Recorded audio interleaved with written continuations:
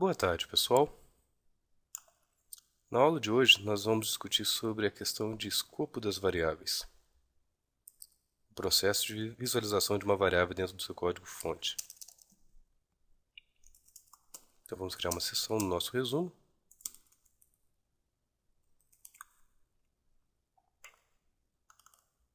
E vamos criar o pacote para esta aula. Reparem que eu estou usando uma abordagem de criar um pacote para cada aula para fazer uma espécie de controle de versão para que vocês possam acompanhar a evolução dos nossos códigos no decorrer das aulas, no decorrer dos episódios. Até o momento, muita pouca coisa está mudando de classes presentes em um episódio para classes de outro episódio. Mas, com o tempo, é bem provável que essas mudanças se tornem mais frequentes e que vocês consigam realmente se beneficiar dessa divisão de pacotes por episódios. Na prática mesmo, essa forma de querer controlar a versão das suas classes via pacotes não é uma prática recomendada.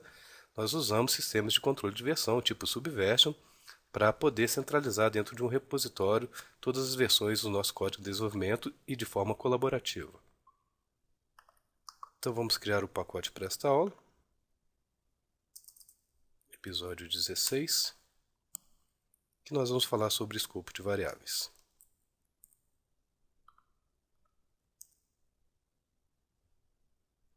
Então nós vamos começar a aula de hoje testando a questão de blocos, construtores, espaços em branco e a visualização das variáveis na definição dos seus blocos. Então, basicamente, a primeira coisa que eu vou fazer, vou criar uma nova classe aqui.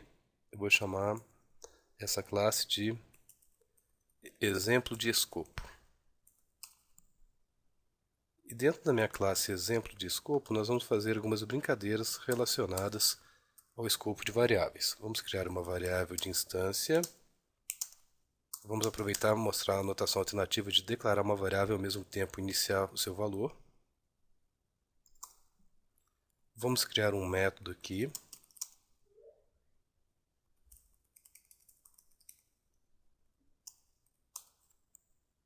Vamos também criar um segundo método.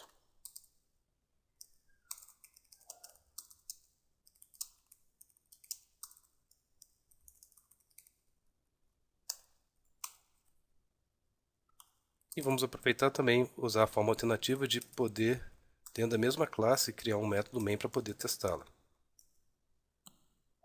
Então, basicamente, para poder chamar os métodos definidos dentro da classe exemplo escopo, eu preciso ter um objeto, uma referência para um objeto na heap do tipo exemplo escopo. Nós já vimos como que faz isso.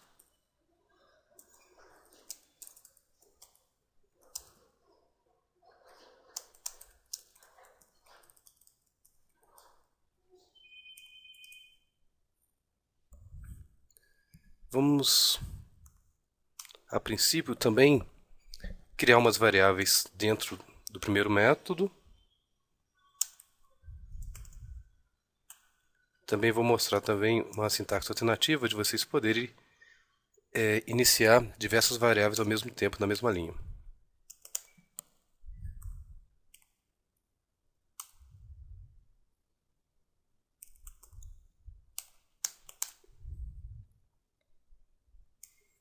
O objetivo no final é nós entendermos qual será o resultado produzido por esse meu aplicativo, levando em consideração que eu estou misturando variáveis definidas em escopos diferentes e com o mesmo nome.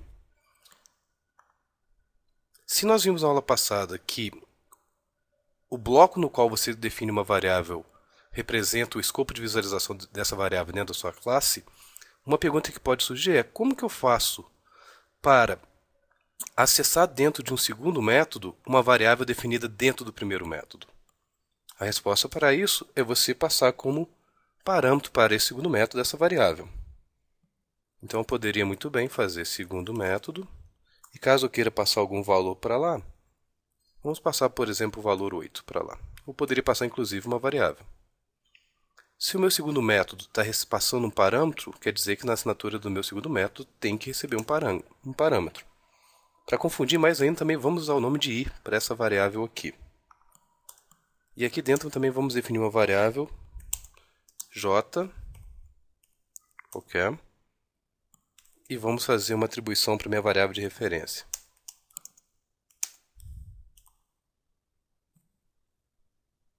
Estamos quase terminando o exemplo, então aqui eu crio o meu objeto, e nesse meu objeto eu vou chamar o meu primeiro método. Quando eu chamar o meu primeiro método, uma série de instruções vão ser executadas, depois eu vou passar o controle para o meu segundo método. Lembrando, o bloco de definição da sua variável determina o escopo de visualização. Então eu tenho uma variável i definida no escopo da minha classe, então essa variável vai ser visível dentro de todos os métodos e construtores da minha classe. Depois eu tenho uma variável i local, porque ela foi definida dentro do escopo, dentro do bloco do método do primeiro método. Ou seja, essa variável só tem visibilidade dentro do método primeiro método. A partir do momento que eu passar a última linha do meu método, essa variável não vai mais existir. O mesmo acontece para a variável declarada na assinatura de um método. Essa variável ela é local ao método. É como se essa variável tivesse declarado dentro desse bloco. Então, essa variável i aqui é uma variável local, só vai ter visibilidade dentro do bloco do meu segundo método. E nós já vimos em aulas passadas também que você tem como resolver os problemas de ambiguidade usando a palavrinha vis. Quando você coloca a palavra vis precedendo o nome da sua variável, você indica que a variável que está sendo precedida pela palavra vis é a variável da minha classe, variável de instância. Quando uma variável não é precedida do vis, eu estou indicando a variável local. Ou, em outras palavras, essa variável i que eu estou selecionando aqui é a variável declarada dentro do meu primeiro método. Essa variável i definida aqui é a variável que eu criei no escopo do bloco externo da minha classe. Essa variável i, que é um argumento do meu método segundo método, ela é uma variável com escopo de visualização apenas dentro do segundo método. E ela é referenciada por esse i aqui, sem o precedente vis, que indica a variável de instância. Então, dessa forma, nós poderíamos tentar entender qual que vai ser o resultado produzido no momento que eu executar esse meu aplicativo. Na verdade, eu estou olhando aqui, não vai ser produzido nada, né? Porque eu estou chamando o primeiro método, dentro do primeiro método eu chamo o segundo método, mas em nenhum momento eu exibo exatamente o resultado dessa chamada. Nós podemos fazer uma brincadeirinha aqui, como tudo vai chamar o segundo método, vamos mandar exibir algumas variáveis. Valor da variável i local. Valor da variável de instância i. Valor da variável local j. Então, o valor da variável local i eu vou referenciar através da variável i. O valor da variável de instância vis.i. E o valor da variável local j, apenas j, pois não é uma variável de instância. Então vamos colocar dois pontos aqui. Dois pontos aqui.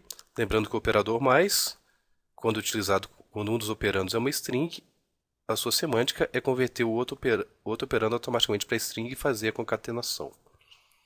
Eu vou rodar o aplicativo, vou depurar passo a passo, mas talvez fosse interessante vocês tentarem de antemão prever qual vai ser o resultado previsto aqui dentro. Então, eu basicamente ainda não sei, não fiz esse teste, vou fazer o teste agora com vocês, para a gente poder rastrear. Para vocês enxergarem tudo isso, talvez seja interessante você depurar para enxergar passo a passo que as variáveis locais e as variáveis de instâncias residem em locais diferentes. Então, eu vou fazer dessa forma. Eu vou colocar um breakpoint aqui e vou mandar depurar o meu arquivo.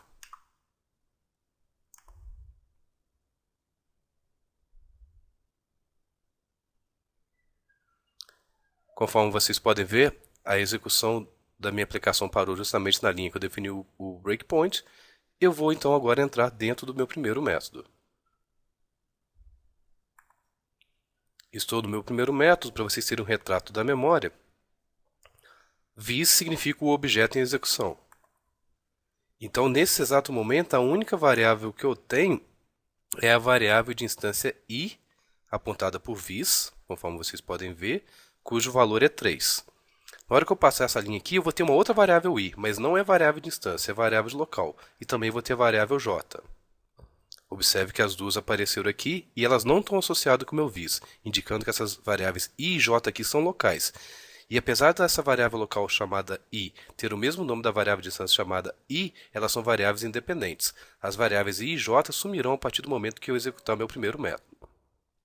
Então, nessa linha agora, nós vamos somar i mais j, o operador de igualdade atribui da direita para a esquerda, primeiro executado a expressão do seu lado direito, o resultado dessa expressão é atribuído para o lado esquerdo. Então vai ser feito i mais j, que vai ser 4 mais 6, 10, e esse 10 vai ser sobrescrever o valor da variável de distância i, que no momento vale 3. Então essa variável vai passar a valer 10 no momento que eu passar essa linha. Demonstrado aqui. Então vamos agora entrar no meu segundo método. Então, mais uma vez eu vou dar um step into. Fui para o meu segundo método. Repare que as variáveis i e j definidas anteriormente, elas não existem mais, porque elas são variáveis locais definidas no escopo do primeiro método, mas agora eu tenho a variável local i do meu segundo método, que recebeu como parâmetro passado na sua chamada o valor 8. Vou criar uma variável local com valor 7, e mais uma vez eu vou sobrescrever o valor da variável de instância i, que é esse valor aqui, com a soma das variáveis locais i mais j. Então, 8 mais 7, 15. Então, no momento que eu passar essa linha, a minha variável de instância vai ter o valor 15. Agora podemos exibir sem problemas. Quando eu mandar exibir o valor da variável local i, o que vai ser exibido vai ser o valor 8. Quando eu mandar exibir o valor da variável de instância i, vai ser exibido o valor 15. E quando eu mandar exibir o valor da variável local j, vai ser exibido o valor 7. Então vamos exibir o primeiro. 8, 15, que foi a minha variável de instância. Conferindo mais uma vez, variável de instância 15, variável local i 8 e a última saída tem que ser 7. A última saída 7, demonstrando assim a questão do escopo das variáveis. Então, no meu resumo aqui, o exemplo exibido para discutir o conceito de escopo é puramente ilustrativo, já que não é recomendado usarmos nomes idênticos de variáveis em escopos distintos.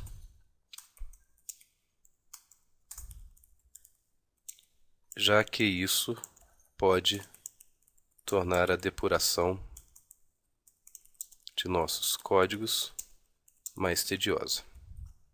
Então, eu fiz esse exemplo apenas para mostrar para vocês a questão do escopo das variáveis. Mas uma boa prática de programação seria você evitar ficar colocando o mesmo nome de variáveis em escopos distintos, porque isso só faz com que se torne mais difícil entender o nosso código. Eu vou aproveitar que eu tenho alguns segundos a mais nessa aula. Vamos começar mais uma vez a refatorar e dando uma ajeitada no nosso resumo aqui. Então nós estamos fazendo o resumo do curso. Nós fizemos uma sessão de introdução à tecnologia Java. Vamos criar uma sessão aqui de configuração do ambiente de desenvolvimento.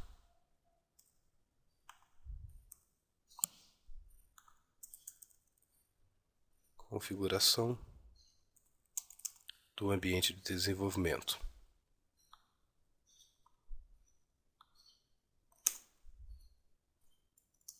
Aí eu não vou precisar, basicamente, disso aqui.